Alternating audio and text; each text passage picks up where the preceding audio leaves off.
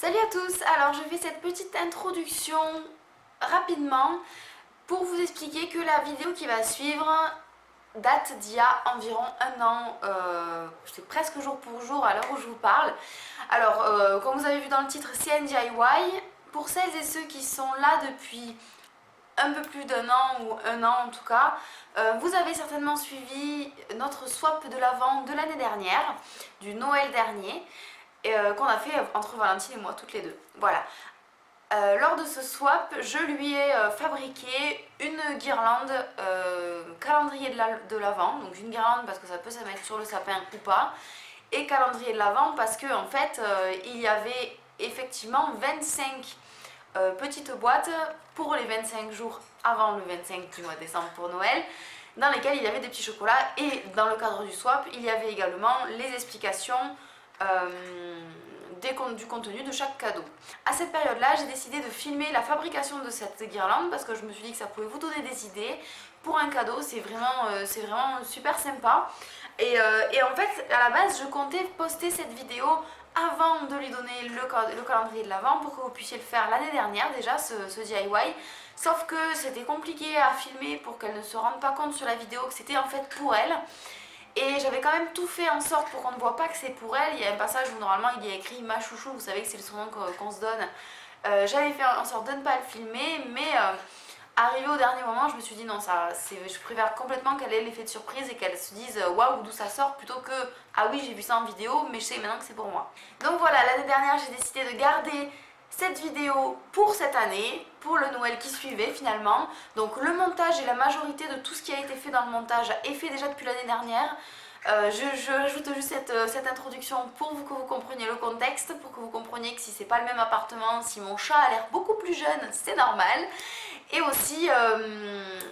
aussi pour que vous voyez aussi pourquoi je ne vous montre pas les 25 berlingots. J'arrête de parler, j'en dis pas plus, je vous laisse avec la suite de la vidéo, j'espère qu'elle vous sera utile et surtout n'hésitez pas à me dire si vous avez reproduit ce DIY, je serais très contente de savoir si vous l'avez fait et si vous pouvez aussi les mettre sur Insta et nous taguer, ce serait vraiment trop bien, au moins je pourrais voir ce que ça donne.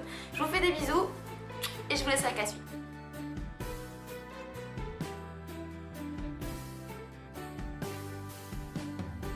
C'est parti, nous allons commencer par le matériel dont vous avez besoin. Alors prenez-vous-y un petit peu à l'avance, il vous faut économiser et stocker des rouleaux de papier toilette ou vous pouvez aussi utiliser des rouleaux de sopalin coupés en deux.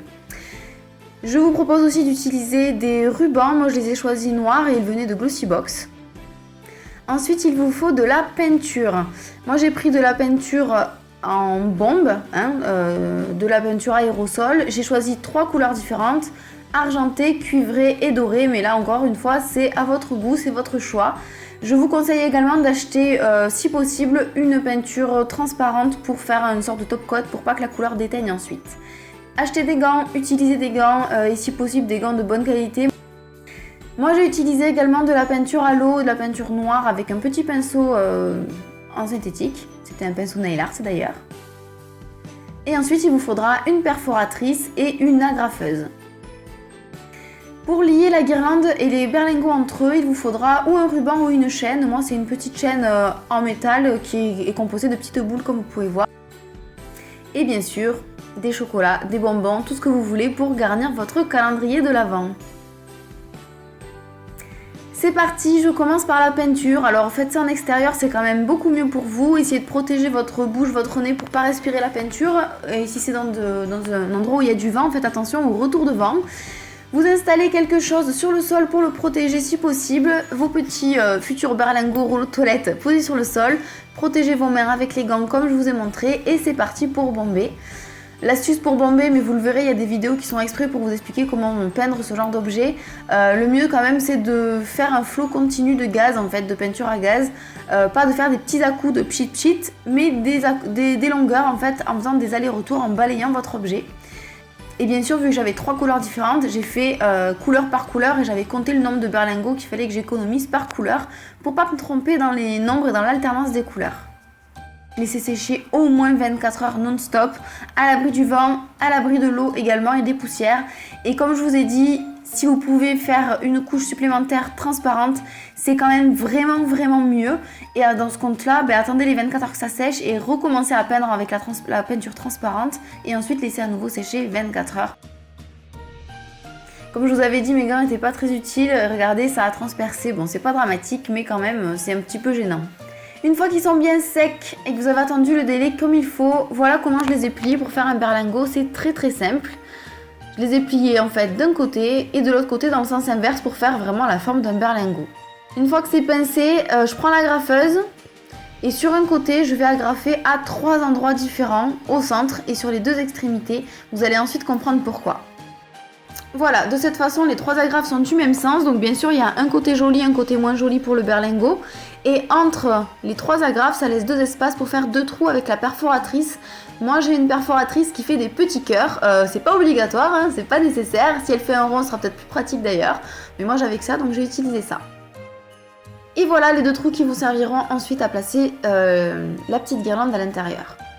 Pour faire le berlingot, comme je vous ai dit, vous pliez de l'autre côté dans le sens inverse, comme vous voyez l'exemple un petit peu plus bas sur le sol quand j'en avais déjà fait un en avance. Et de ce côté-là, on n'agrave pas, juste on perce un seul trou avec la perforatrice. Faites attention, faites pas comme moi, je l'ai fait bien trop près du bord, ça risque de se casser. Faites-le un petit peu plus haut pour être sûr que ça se casse pas, c'est pour ensuite pouvoir mettre le petit ruban et fermer le berlingot. Vous voyez là, je vous montre le sens avec les agrafes dans le bon sens, ou enfin d'un côté ou de l'autre. Choisissez le plus joli côté, un endroit qui est lisse, pour pouvoir écrire quelque chose si vous le souhaitez. Je prends ma peinture acrylique noire, c'est de la peinture à l'eau, donc un petit bol d'eau pour rincer mon pinceau. Et voilà, je prends un petit peu de peinture et je commence à peindre en écrivant ce que je veux. Vous pouvez faire des dessins, des motifs, des symboles, ce que vous voulez.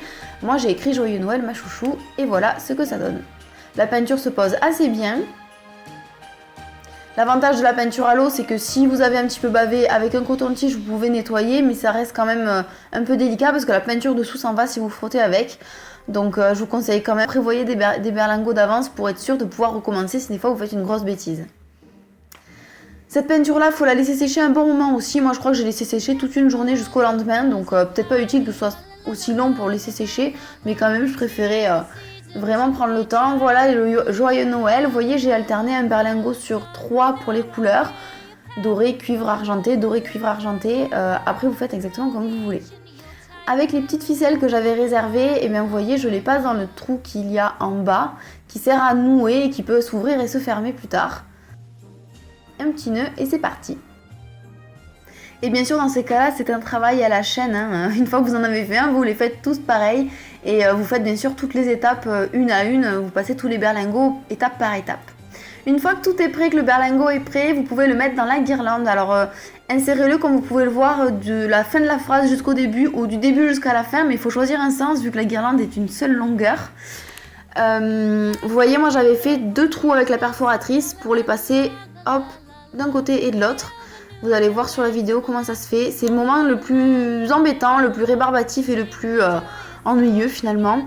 Il faut pas se tromper de sens. Hop, il faut commencer par le sens inverse en fait du berlingot. Vous comprendrez la logique quand vous l'aurez testé, hein. Et hop, on passe dans l'autre.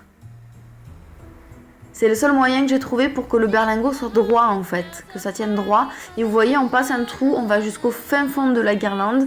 On le positionne à côté des anciens berlingots pour avoir la bonne distance entre chaque. Et ensuite, on revient au début de notre ficelle ou de notre chaîne pour passer dans l'autre trou. On essaye de ne pas faire de nœud. Hop, et là, on passe dans le trou restant. Et une fois qu'on est passé, on fait passer la guirlande en entier jusqu'au bout. Et voilà ce que ça donne. On peut bien sûr ajuster comme ça, petit bout par petit bout. Et on positionne le berlingot exactement comme on le souhaite. Et vous voyez, l'un après l'autre, ça s'ajoute. Et en commençant par la fin, on peut mettre les lettres dans le bon sens, bien sûr, sans se tromper. Ah ben là c'était les dessous du coulis, hein, quand on a un chaton qui est avec nous pendant un DIY, ça donne ça. Comme je vous ai dit, la vidéo c'était il y a 1 an, donc il était bébé encore. Il faisait plein de bêtises, bon il en fait toujours d'ailleurs, mais un petit peu moins quand même. Et ensuite, eh bien, le moment est venu de fournir, de remplir le berlingot avec les chocolats, hein, aléatoirement ou tous les mêmes comme vous le souhaitez. Il y a même des endroits où j'ai pu en mettre plusieurs quand le berlingot était un peu plus gros ou quand les chocolats étaient un peu plus petits. Là vous voyez les dents ça passe assez bien vu qu'ils sont fins. Ça passait avec un Lindor par exemple, j'ai pu en mettre à des moments 2 dans un seul. Et voilà ce que ça donne une fois que c'est terminé. Alors c'est une guirlande qu'on peut afficher sur un mur en long comme ça, comme je viens de le montrer, ou alors sur le sapin, comme Valentine a pu le faire et comme moi j'ai pu le faire aussi pour vous le présenter. Voilà, ça c'était le dernier berlingot du 25 décembre. Je voulais vous montrer qu'on pouvait aussi faire des dessins, coller des strass, des paillettes dessus. C'est pas obligé, on n'est pas obligé d'écrire un message, un mot dessus. Moi je l'ai fait comme ça, mais si vous voulez que ce soit vraiment comme une décoration de sapin, vous pouvez aussi faire des décos aléatoires, ce qui vous évitera peut-être d'être obligé d'afficher la guirlande dans un sens pour qu'on puisse le lire. Pour info, moi la guirlande, la chaîne en fait en métal, je l'ai pris à la mesure dans un magasin style Castorama ou Monsieur Bricolage, ce genre de choses. Et j'ai pris, je crois, 5 ou 6 mètres pour être sûr d'avoir assez de longueur pour afficher un mot sur une seule ligne, de revenir en dessous pour afficher un deuxième mot. Si vous faites une guirlande aléatoire, encore une fois, vous n'êtes pas obligé de prendre aussi long, mais moi je voulais vraiment que ça puisse prendre le sapin en entier. Voilà, c'est fini pour ce DIY, j'espère qu'il vous a plu, qu'il sera facile à réaliser. N'hésitez pas à me partager vos réalisations. Je vous fais plein de bisous et à très bientôt.